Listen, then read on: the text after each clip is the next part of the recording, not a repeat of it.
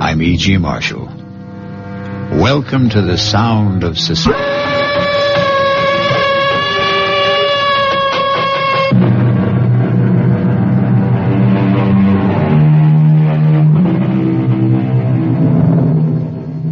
Come in. Welcome. I'm E.G. Marshall. Welcome to the sound of suspense, to the fear you can hear. Welcome to the world of terrifying imagination. Our story is about a very old man, living just outside a tiny village. A very old man whose long life has been lived close to the soil and close to the people he loved. People still living and people long dead.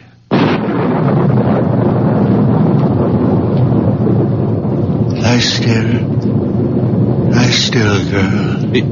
Is it very bad? I don't know. She's very dear to me. If I should lose her... She's trying to raise her head. She knows I want to help her. Do you think you can? Young man, I never said I was a doctor. But I thought... the way I'm just an old man. A very old man.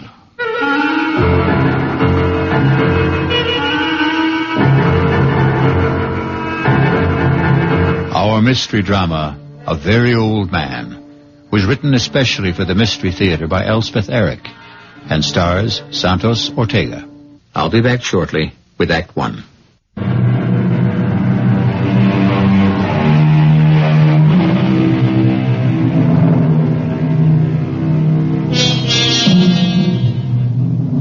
Look long and carefully at the face of a tiny baby. Look carefully and long into the face of someone who is very old. Do you see the wisdom in both? The very young and the very old have wisdom. In between, there is only accumulated information. Oh, you're home. Good. Well, he's done it again. Who's done what? Are you talking about my father? You know I am. I warned him. I said, Stefan, if it ever gets around, you'll ruin my medical practice. People won't believe in me. They'll only... Manfred, come sit down. Now, what's he done? Well, the same thing. Where is he? Isn't he home? Not yet. He went to the cemetery as usual. But you still haven't told me what happened. Well, Anna Brandt came to see me about a month ago. Severe attacks of pain in the upper abdomen. All the symptoms indicated appendicitis.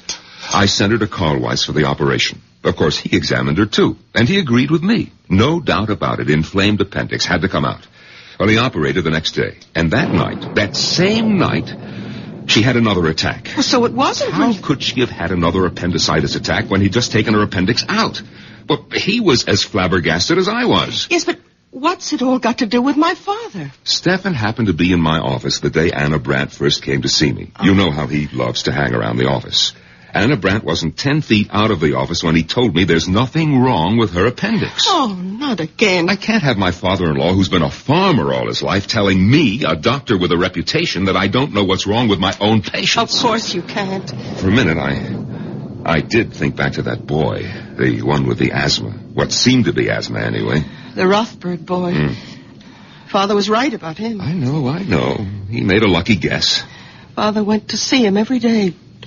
Talked to him, rubbed his chest, his throat. In 2 weeks, the boy was all right. The boy was hysterical, over-aspirated, nothing more. But this business with Anna Brandt, the day she came to see me, Stefan was asleep in the waiting room. I was explaining to Anna that I couldn't perform the operation, simple as it is, because of my hands, my arthritis. But I would send her to Carl Weiss. Well, she accepted that. Everybody knows about my arthritis. And she said something pleasant to Stefan. That was the first I knew that he wasn't asleep. Well, he didn't answer. He just stared at her as though he'd never seen her before. I reached for the phone to call Carl Weiss. Stefan got up, came over to the desk, and took the receiver out of my hand. Manfred. Stefan, don't. It's not so. Not so. Have you had a bad dream, old man? It's not so what you said to Anna Brandt. There's nothing wrong with Anna Brandt's appendix. Stefan, don't start diagnosing again. You're not a doctor. There's nothing wrong. We had enough trouble after you diagnosed the Rothberg boy. The Rothberg boy never had asthma. All right, it turned out that he didn't. But that was a lucky guess.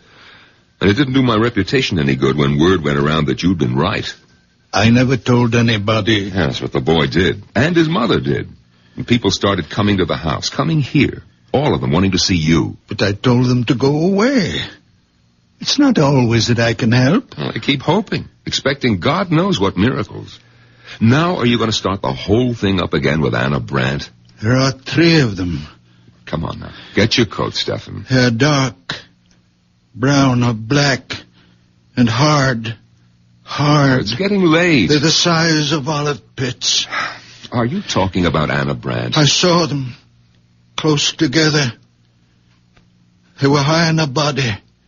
About here. 3 of them. You saw them, 3 of them. The size of olive pits. Lying here. Above the stomach. About here. Have you got X-ray eyes, Stefan? Is that it? No. No, my eyes are like everybody's. Well, then, what do you mean you saw them? Her body was transparent. I could see right through it. As though the skin had been removed.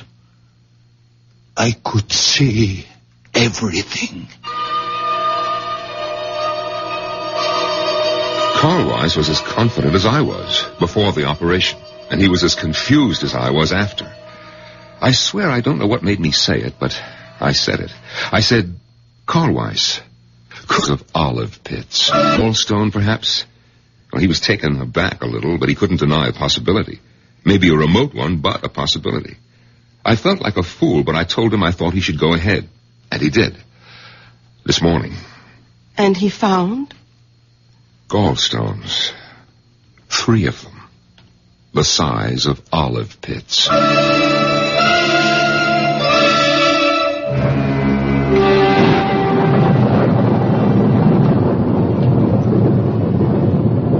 Lie still, girl. Is it very bad? I don't know. She's very dear to me. She's trying to raise her head. She's trying to tell you something. She knows I want to help her. Do you think you can, Doctor? Young man, I never said I was a doctor. What? But the way you... I'm just an old man. A very old man. Well, I took it for granted, the way you spoke. My son-in-law is a doctor. Manfred Gottlieb. I live with him and my daughter Bertha. Oh, then you know something. You've learned things from him. No, I know nothing. Only what I see, what I feel. When I passed you by the cemetery, what were you doing? My wife is buried there. Did I harm her? No, I even think she's a little better. Her eyes, they look brighter. Not so full of pain. You did nothing but touch her. Stroke her a little and talk to her. Let me look at your hands. No, they're just hands. What should they be? Now let me... Well, your hands are warm. On a night like this. More than warm. Hot. Very hot, as though they were burning from inside.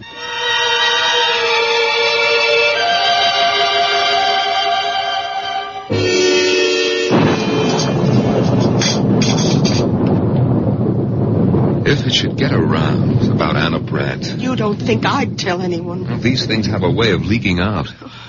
Look, you're not going to tell Father, are you, that Carl Weiss found the 3 stones? You think I shouldn't? He wouldn't tell anyone. He didn't tell anyone about the Rothberg boy. It was the boy's mother who shouted it from the housetops. And look what happened.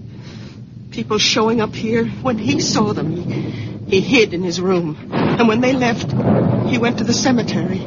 Sat by my mother's grave. You think that he's there now? Oh, I suppose.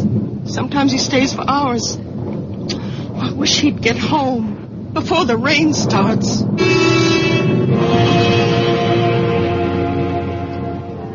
Emily, my dear. Come now, Emily, my precious. I need you. You are my strength.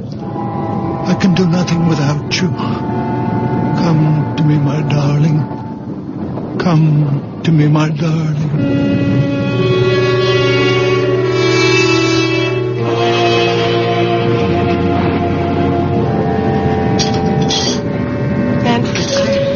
I don't want him to start thinking that any of this is real.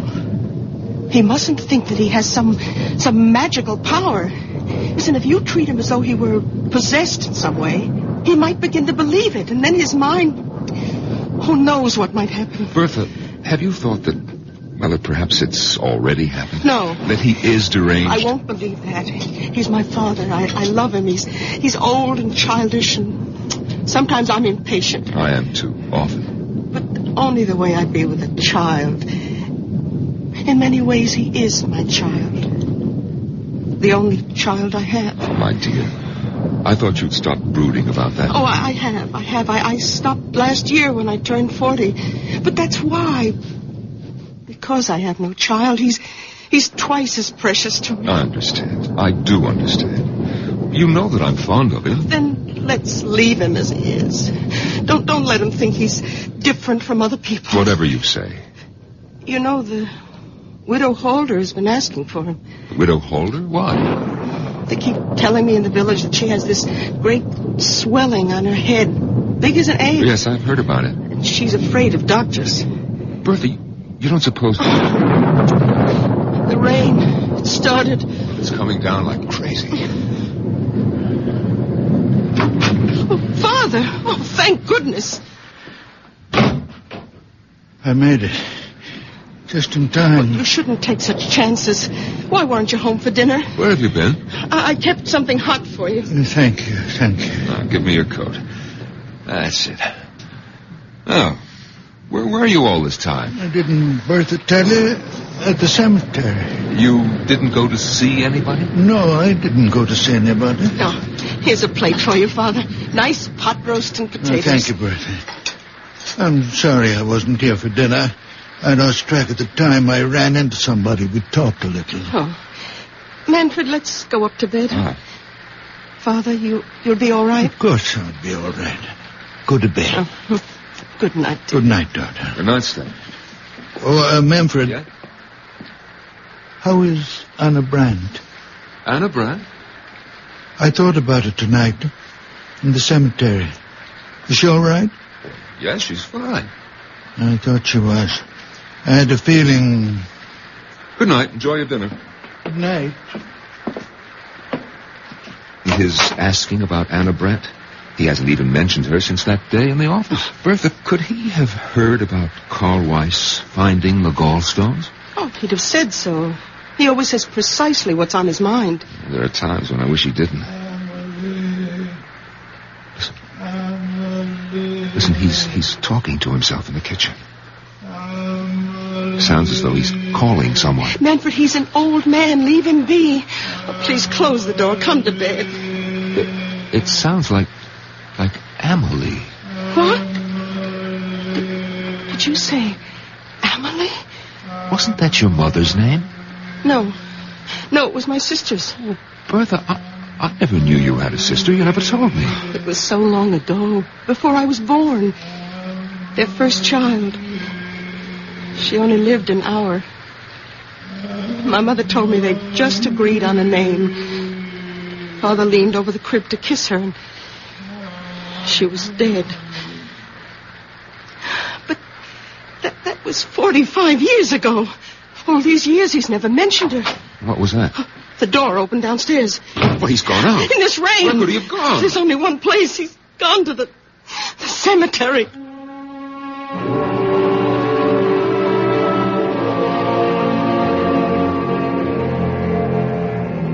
When those around us cannot understand, where do we turn?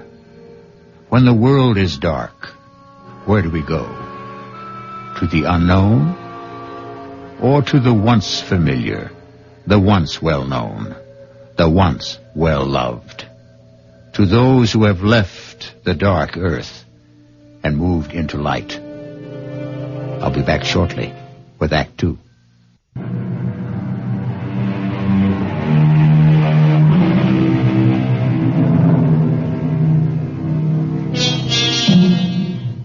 Now come back with me to the story of a very old man and the people who loved him and could not comprehend him, or could not comprehend him because they loved him, or because they tried too hard. Breakfast on the table, Manfred. All right, darling. Oh, well, did you talk to him? He's still asleep. Oh, let him sleep.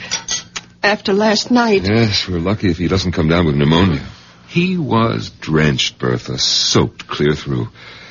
Lying across your mother's grave with the rain beating down on him, crying, Amelie, Amelie, as though his heart was broken. Amelie is buried next to Mother. Bertha, are you going to ask him about her? Oh, it's been so long, 45 years. You know, in all that time, I've never heard him say her name. Naturally, I never mentioned it. She died years before I was born. Your mother never talked about her? Oh, just that once. When she told me she wanted to be buried near her. And how she died. Manfred, she was only 1 hour old. Yes, crib deaths, they happen. We don't know why. Well, they thought of naming me Amelie at first, my mother said. It's a pretty name. Who's that? So early in the morning. Yes. Is this the Gottlieb house? Yes, it is. And you're Manfred Gottlieb, Dr. Gottlieb? Yes, I am. But I don't see patients at home. My office is... Oh, no, I'm not a patient. The patient's outside. Well, bring the patient to my office in about an hour. No, there's no need. She's quite well. Completely cured. Well, then what's the point of... I hoped I could see the old man. Your father-in-law, is he? Stefan? What's this about my father? Madame, good morning. Beautiful morning, isn't it? After last night, all that rain. You wanted to see my father? If I may. Well, what about? He's asleep. Oh, I'm sorry. Well, when he does wake up, would you tell him the patient recovered and is better than ever? Lively, frisky, enjoying life to the full, romping in the fields. What patient is this? You said she's outside. Yes, right there. Look, the picture of health. I don't see any... You don't mean... Well, not the horse. Yes, my prize mare, my favorite. I thought I might have to have her put away, but your father, madame. Oh, yes, it's all due to him. Well, when was this? When did you meet Stefan? Last night. Just before the rain started. Didn't he tell you? Oh, well, come inside. Have some coffee with us. Oh, thank you. Sit down. Manfred, get another cup. May I introduce myself? Otto Kraus. Well, I'm Bertha Gottlieb. This is my husband. Oh, but then my father must have told you. He lives with us. Your father is quite a man. Your coffee. Oh, thank you. Yes, you see, I was returning to the village, and I was passing the cemetery. Suddenly the mare sank to her knees. Her legs seemed to give way completely. And there she lay on her side in the middle of the road. I was frantic. I thought perhaps a stone bruise, but I looked at all 4 hooves. Nothing. And there I was, half a mile from home, my precious horse stretched out on the road and a storm coming up. And then I heard a sound coming from the cemetery. Someone calling a name. Was it Amelie? Yes, something like that. I shouted for help. In a minute, an old man appeared. Stefan. My father. Yes. I asked him to help me, but I wasn't sure he even heard. He seemed very distraught. He went straight to the mare, knelt down and took her foreleg in his hands and started rubbing it very gently. He knew which one was hurting her. And after a while, the pain went out of her eyes. Couldn't understand it. It was something about the way he touched her. I asked to see his hands, and he held them out. And even before I touched them, I could feel the heat spreading out from them. Heat? What heat? Haven't you ever noticed the extraordinary heat from his hands? Oh, I can't say that I have. Oh, but it's true. His hands give off a warmth. I can't believe you've never noticed it. Well, it could have been on such a wet, cold night. It only seemed that way to you. You imagined it. Oh, I suppose that's possible, but I didn't imagine it when the mare got to her feet. Well, she was all right? I walked her home. I couldn't quite believe it all. I bedded her down, And this morning, all I could think was I must tell the old man about it. There are stories going around about him in the village. Perhaps you've heard some of them? Well, I'm only here on a visit to see my aunt. I don't live here. Well, he doesn't really do anything. He's just around, and people love him. They like to think because he's such a sweet old man that he can do things doctors can't do. And because he's such a very old man, we wouldn't want him to start thinking that there was anything miraculous about anything that happened quite naturally. Well, you think it might affect him? Might affect his mind in some way? He's a very old man. It could happen. Well, I suppose it's possible. She wasn't really lame. Of course it's possible. Only ask him, will you? About his hands, those amazing hands. Yes, we'll ask him. I mean, giving off that heat, I felt it, you know. Well, I'll be getting along. My aunt's expecting me. Well, we'll tell him you stopped by. Yes, I wish you would. Tell him, and please, tell him thanks. We'll tell him. Do you think we should wake him? Come on, it's time. Yes. We have to tell him about the young man. And the horse. But we won't make anything out of it. Nothing at all. Just say that he dropped by. To say thanks, yes. Father? Stefan, are you awake? What time is it? Oh, it's almost 9 o'clock. Why aren't you at your office? Well, it seems that a young man stopped by to see us, Stefan. Oh, actually, Father, he wanted to see you, but we told him you were sleeping. Why me? Well, it seems he met you on the road last night. Got a horse. A mare it was. That's right. The horse had a swelling. Do you feel well enough to get up now, Father? I think so. You're sure? After last night? I'm all right. All right, now just let me help you out of bed, Stefan. Yeah, I can manage. Give me your hand. Come on. That's it. Yeah. Here are your slippers. Yeah, I'll splash some water on my face. And then you'll have breakfast. Bertha, his hands are as cold as mine. Colder. That young man did imagine it about his hands. You know how it is. If your hands are cold, anyone's feel warmer, even if they're only a little warmer than your own. And he'd been riding back from the village on horseback. Yes, so of course his hands were very cold. Of course. My head is clearing a little. Oh, good. I'll go down and have some coffee ready for you. Thank you, Manfred. And 2 eggs. 4 minutes. Your clothes are on the bed, Father. Thank you, Bertha. Father, last night when Manfred and I came up to bed and you were eating your supper, anyway, that's what we thought you were doing. It's what I was doing. Well, we heard you talking. Was I talking? Well, you kept saying, we heard you say, Amelie. I said what? Over and over. Father, were you talking to Amelie? What do you know about Emily? Only what Mother told me. What did your mother tell you? That Emily died. That she only lived an hour. She was our first child. 45 years ago, Father. She died in the crib. I remember her so well. Why do you talk to her now, Father? Why do you call to her? Because she comes back to me when I call her. Father, you don't mean that. She comes back to me. To me. Not to anyone else. Only to me when I call her. You don't believe in ghosts. Emily is not a ghost. Her spirit comes back to me when I call her. Father, you can't believe I this. am the only person left on earth she remembers. Her mother is dead. The midwife is dead. When I am dead, there'll be no one for her to come back to. No reason to come back. You can't believe what you're saying. I don't have to believe. Or not believe. I know. I won't let you.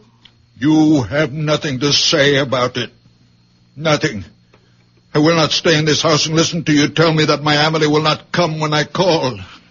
I'm going to her now. Father, wait! Father, come back! Stefan, what's the matter? Get out of my way. Stefan! Father! Oh, Father. Well, he came tearing down the stairs. He brushed right past me. What's the matter with him? I talked to him about Emily. I made him angry. Where's he gone, do you know? To her. To Emily.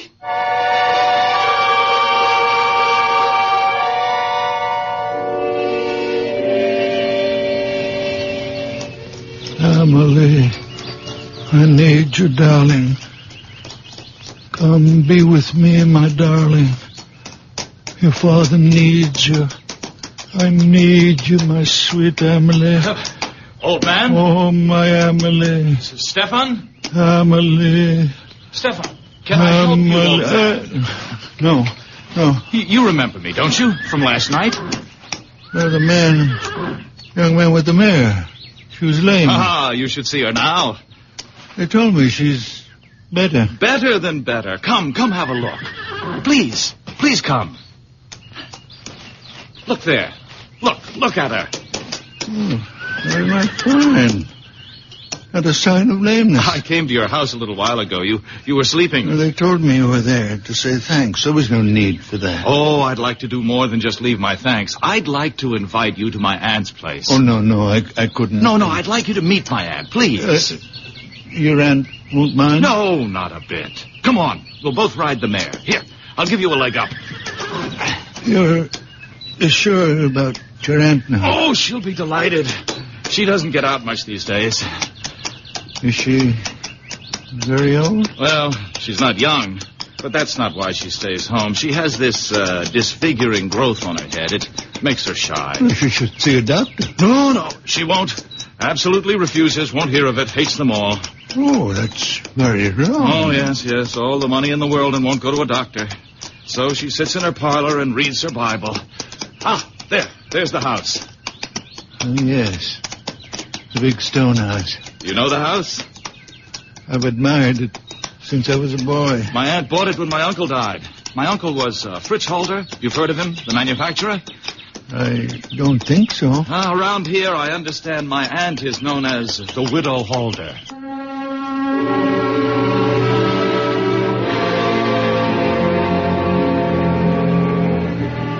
Some folks are afraid of one thing, some are afraid of another. Everyone who's afraid wants to run and hide. It's natural. Most natural thing in the world. But what may be hiding in the hiding place? That's the question. It could be something else to be afraid of. I'll be back shortly with Act 3.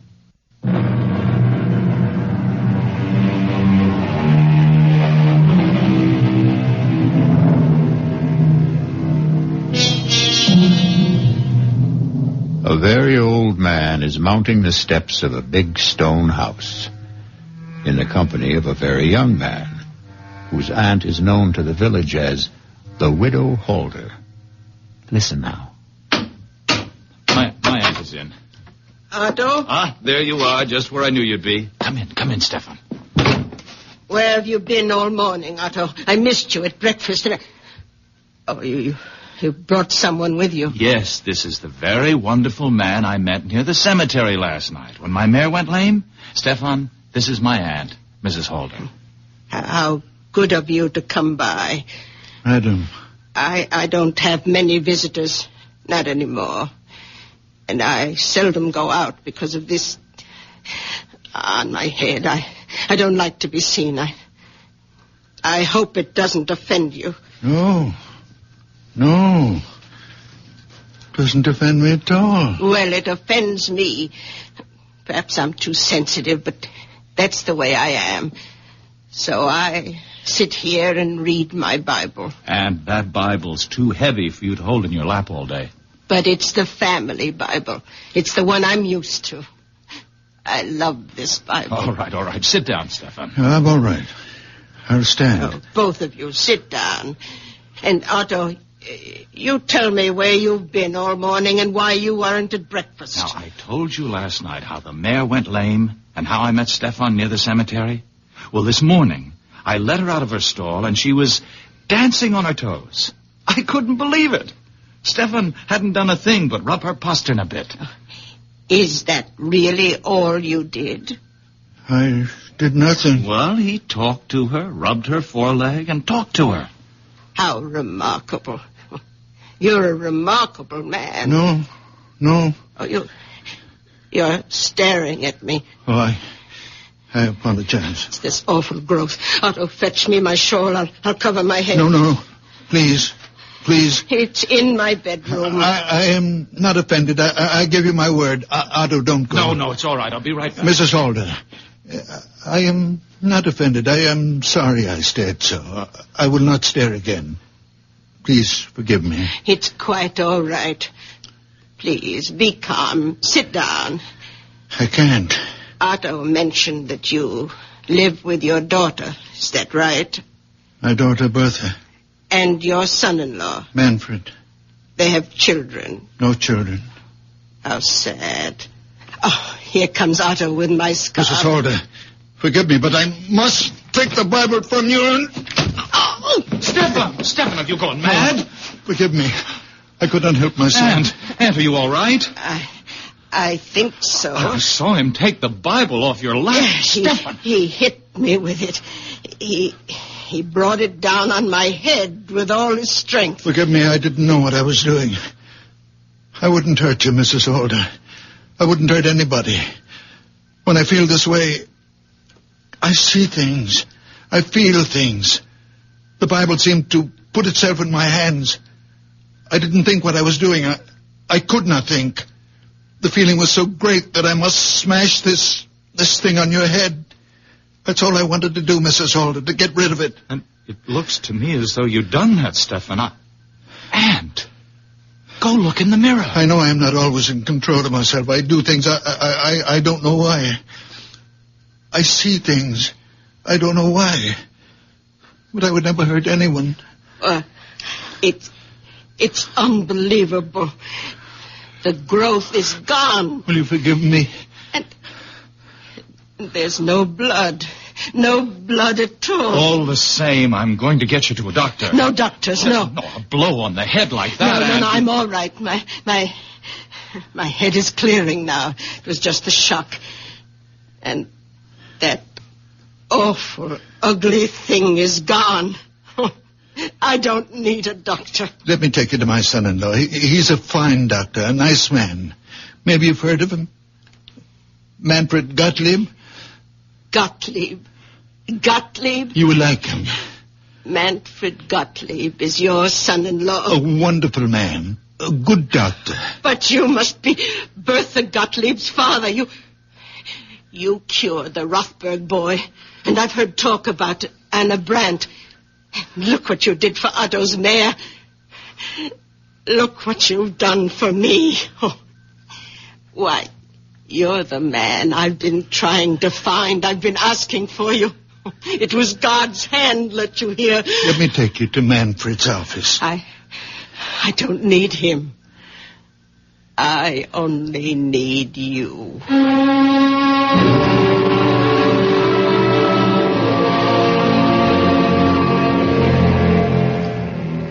If I've hurt your aunt in any way... We'll soon know. Otto, I don't want these spells that I have. I don't ask for them. Only sometimes the pain gets so great. What pain? Why, the pain of living. When it seems more than I can bear, I go to the grave of my wife and my baby daughter, my Amelie. And I call to her, my little one, who only had 1 hour of life. And she comes to me and gives me comfort and courage and belief. I believe that even though I can do nothing about the great pain of living, there are other pains, and I can do something about them. I know I'm not quite myself when I'm like that. I know I'm not really strong or courageous. But when the spell is on me, the people in pain... they become transparent. You mean you can see through them? I do see through them. How do you explain your hands? Just hands? Oh, no. The night you massaged the mare, I took hold of your hands and they gave off a glow, a sort of radiating warmth. I know, I felt it. They burned like a steady flame. Perhaps I grow feverish when Amelie is with me. Now, you go home and rest, Mrs. Holder. Come back in a few days and I'll change the bandage, or you can do it yourself. I'll do it myself. She's all right, Doctor? Right as rain. Well, what was it? I mean, the growth on her head. It was a wen, a common, ordinary wen, a hardened cyst. If you'd come to see me, Mrs. Holder, I might have recommended that you have it removed by surgery. Oh, no. On the other hand, I might have done precisely what my father-in-law did, broken it with some heavy object. Probably not the Bible. Come, Aunt. I'll take you home. Thank you, Dr. Gottlieb. You may get more of these growths, these wens on your head, Mrs. Holder, or someplace else on your body. Now, if you do, call me and I'll... Oh, no.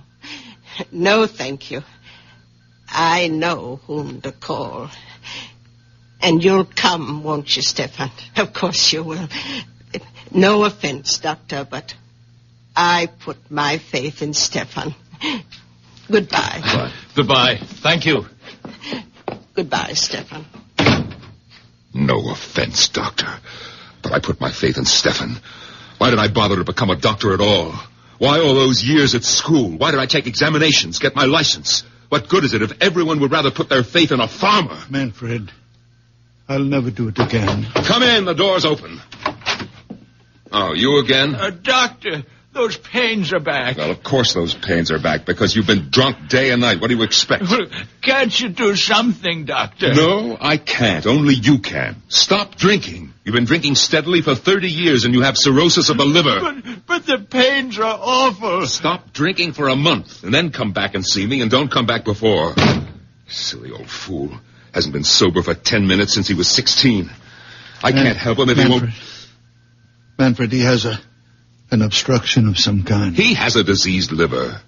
But he has an obstruction in the intestine. Now, look, you're not starting all over again, are you? I saw. I could see it. It's getting to be more than I can take, Stefan. You're interfering. I saw.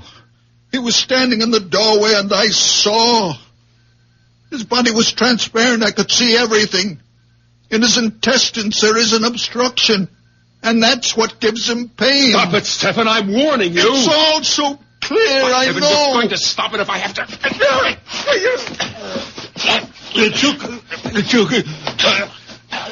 Manfred, take the hurt on my throat. Stefan. Stefan, I'm sorry. I didn't mean to do... Stefan. I'm all right.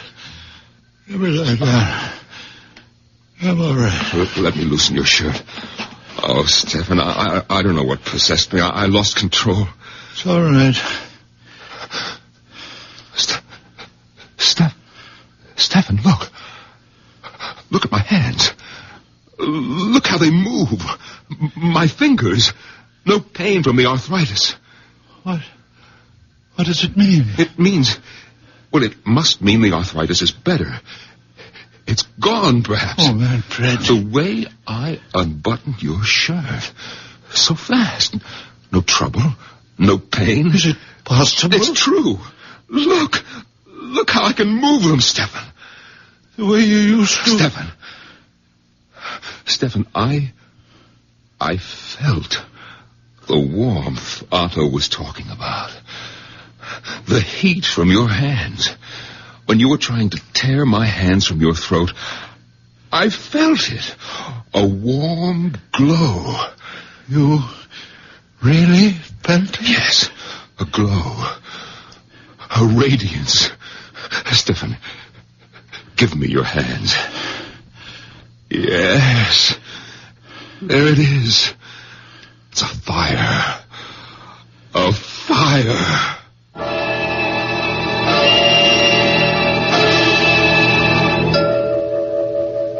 Bertha! Manfred, please. I think you're wrong. No, how can I be wrong? Look at these fingers. Look how they move. Watch me unbutton my coat. Oh, Stefan, I had to lose my temper. Try to choke you in order to touch you. I might have killed you. Oh, you wouldn't Where's have. Bertha? Bertha! Manfred, you're excited. Excited? I'm delirious. I can go back to surgery. We'll be rich again. Our lives will change. Yours, too. I don't want my life changed, Manfred. It means my daughter thinks me mad, deranged. Oh, she won't. It's only when my Amelie is with me, my little one, that I seem. It's Amelie who gives me the power. Bertha, where are you? Are you upstairs? I'm nothing without Amelie. It's her innocent soul that enters into me. What are you doing home at this hour? Bertha, where were you? Oh, I was taking a nap. Bertha, look. My hands. Look how my fingers move. What happened? Your father happened. His wonderful hands. Bertha, you remember the young man with the mare? How Stefan put his hands on the mare's foreleg and the mare got up and walked? We don't know that. It's true. You haven't seen the mare? It happened to me, believe me. I can't. I didn't believe it either, but then Mrs. Holder came to the office. Mrs. Holder? Yes, she's the aunt of the young man with the mare. Stefan went to see Mrs. Holder. He didn't. Her nephew took him there, Bertha, and Stefan broke the wen on her head with a big Bible. Oh, no. He did right, Bertha, right. It was only a wen, and he was right. He didn't know what he was doing, and he was right. Manfred, you must stop this talk. Bertha, after Mrs. Holder left, an old patient of mine came in. The man has been a drunk for years. I was sure his liver was enlarged, diseased. But I sent him away. And then your father said, Manfred, you are wrong. The man has an obstruction. His intestines are blocked. You believed him? No, I didn't believe him. I was out of my mind with rage that he would dare to tell me that I was wrong. But Bertha, I took him by the throat. He tried to tear my hands away, and it was then. Bertha, it was then that I felt the heat, the blessed heat from his hands entering into mine. And now look. Bertha, if he can use his hands, be happy. Father, how long will it last? How can I know? Your moods, your spells, they've bewitched us all. I never meant harm. Well, they've got to stop. I want you to stay away from the cemetery. I'll stay away. I watch you every minute. If you like. I won't let you out of my sight. I'll treat you like a child. As you were. Because you are a child. I am a very old man. From now on, you're my child. No. From now on, you will have your own child. A real child. Not me. What? I can see the child is growing inside you. Soon you'll know it yourself. Next spring, you will bear your child, and it will be beautiful. A little girl. And you will... I hope you will give her the beautiful name of Emily. Father! Then my Emily can rest. I won't have to call her anymore. She can rest. The dictionary defines it: to kill with premeditated malice, the wrongful, intentional slaying of one human being by another. But don't let a wee bit of murder upset you, friends. The people on Mystery Theater don't mind being in a dictionary. No? Then I'll tell you how the dictionary defines it: to kill with premeditated malice, the wrongful, intentional slaying of one human being by another. But don't let a wee bit of murder upset you, friends. The people on Mystery Theater don't mind being killed. Not a bit. Because every one of them is a deadhead. Our cast included Santos Ortega, Norman Rose, Bryna Rayburn, and Billy Redfield. The entire production was under the direction of Hyman Brown. This is E.G. Marshall inviting you to return to our Mystery Theater for another adventure in the macabre. Until next time, pleasant dreams.